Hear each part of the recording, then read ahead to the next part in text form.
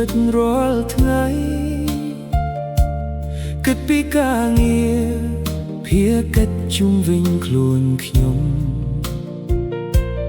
តែថ្ងៃនេះខ្ញុំឈប់បន្តិចបើកចិត្តមករកត្រង់ជាការស្រស់ល្អដែលបេះដូងខ្ញុំបានជួបព្រះអង្គ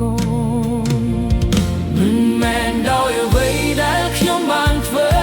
មិនមែនដោយការព្យាយាមខ្ញុំទេតែដោយសេចក្តីមេត្តាករុណា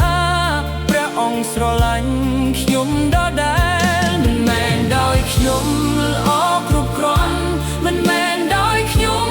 គ្មានកំហុសតែដោយព្រះគុណដ៏ចាខ្ញុំបានរស់នៅក្នុងសេចក្តីស្រឡាញ់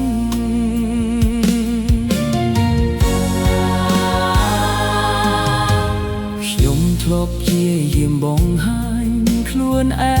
ងថាខ្ញុំល្អគ្រប់គ្រាន់សម្រាប់នោះជុំវិញហើយពេលខ្លះខ្ញុំក៏គិតថាត្រូវតែធ្វើល្អ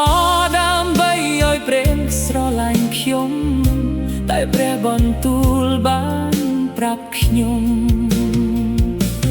ថាសេចក្តីស្រឡាញ់ព្រះមិនផ្អែកលើអ្វីខ្ញុំធ្វើព្រះអង្គជ្រើសរើសមេត្តាករុណាទោះខ្ញុំមិនសមនឹងទទួលក៏ដោយមិនមែនដោយអ្វីដែលខ្ញុំបានធ្វើមិនមែនដោយការព្យាយាមខ្ញុំទេ